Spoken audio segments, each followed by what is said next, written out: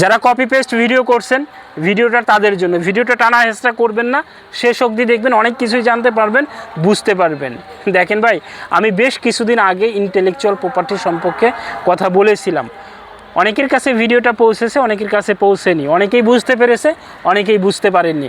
আমি এই ভিডিওর মাধ্যমে খুব সুন্দরভাবে ক্লিয়ার করে দিচ্ছি যে দেখেন, আপনার ইন্টেলেকচুয়াল প্রপার্টির কারণে কিন্তু আপনার মনিটাইজেশনের উপরও কিন্তু ইফেক্ট আসতে পারে। এখন প্রশ্ন আসতে পারে যে ইন্টেলেকচুয়াল প্রপার্টিটা কি? ইন্টেলেকচুয়াল প্রপার্টি হচ্ছে কারো সত্তা অধিকারী যখন আপনি লঙ্ঘন করবেন তখন সেটাকে ইন্টেলেকচুয়াল প্রপার্টি বলে। এখন এটা দুইভাবে বিভক্ত, একটা হচ্ছে কপিরাইট আর একটা হচ্ছে ট্রেডমার্ক। এখন কপিরাইট সম্পর্কে তো সবাই অবগত, ট্রেডমার্ক সম্পর্কে আমি একটু কথা বলি যে আপনি যখন কোনো ভিডিও ডাউনলোড করে আপনার নিজের বলে চালিয়ে দিবেন, একটু খেয়াল করবেন ওই ভিডিওর মধ্যে কোনো সিম্বল, কোনো লেখা বা কোনো লোগো কিন্তু থেকে যায়। এখন ফেসবুক ওই সিম্বল, ওই লেখা বা ওই লোগো খুব ভালোভাবে ট্র্যাক করে বুঝতে পারে যে এই ভিডিওটা অমুকের, তখন কিন্তু সাথে সাথে মানে তার কাছে কিন্তু নোটিফিকেশন চলে যায় বা ম্যাচিং ভিডিও কিন্তু হয়ে যায়। সে চাইলে খুব সুন্দরভাবে আপনার ওই ম্যাচিং ভিডিও থেকে আপনাকে কিন্তু রিপোর্ট করতে পারে, যেহেতু মানে ম্যাচ করে ফেলছে আর কি, রিপোর্ট করতে পারে। যদিও বা আপনি ডুয়েট করেছেন, ডুয়েট ভিডিওতে বর্তমান তেমন একটা ইস্যু দেয় না, কিন্তু আপনার প্রপার এডিট যদি না হয় তাহলে কিন্তু ভিডিওটা কিন্তু ম্যাচ করে যায়। কতটুকু আপনি ব্যবহার করেছেন সেই জিনিসটাও কিন্তু ওখানে কিন্তু মানে উঠে যায়। তো সে চাইলে কিন্তু আপনাকে সুন্দরভাবে কিন্তু রিপোর্ট দিতে পারে।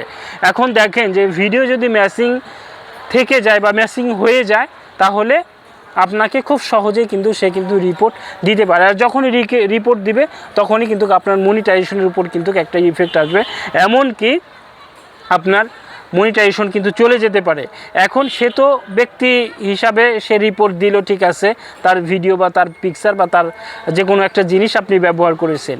এমন আছে যে ফেসবুক থেকেও কিন্তু আপনাকে মানে ভায়োলেন্ট দিতে পারে যে আপনি অমুকের ভিডিও কিন্তু আপনি ব্যবহার করেছেন বা অবাঞ্ছিত ভিডিও কিন্তু আপনি ব্যবহার করেছেন, যেটা অনাকাঙ্ক্ষিত না, সেই ধরনের ভিডিও যদি আপনি ব্যবহার করেন তাহলে কিন্তু আপনাকে ফেসবুক নিজে থেকে কিন্তু ভায়োলেন্ট দিতে পারে। আর বুঝতেই পারছেন যে একটা ভিডিওতে ভায়োলেন্ট চলে আসলে সেই ভিডিওটা কিন্তু মানে সেই পেজটা কিন্তু বেশি দূর আগায় না, বা আপনার মনিটাইজেশন যদি থেকে থাকে তাহলে মনিটাইজেশনটাও কিন্তু মানে চলে যেতে পারে ভায়োলেন্টের কারণে।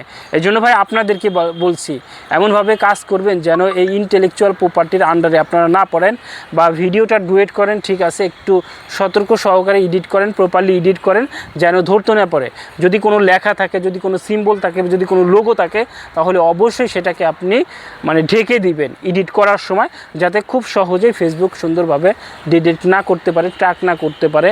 ইভেন আপনার ভিডিওটা যাতে মানে খুব সুন্দরভাবে রান করে, ওখান থেকে বেশ কিছু ডলার যদি আপনি ইনকাম মানে করতে পারেন, সেই বিষয়ে একটু খেয়াল রাখবেন।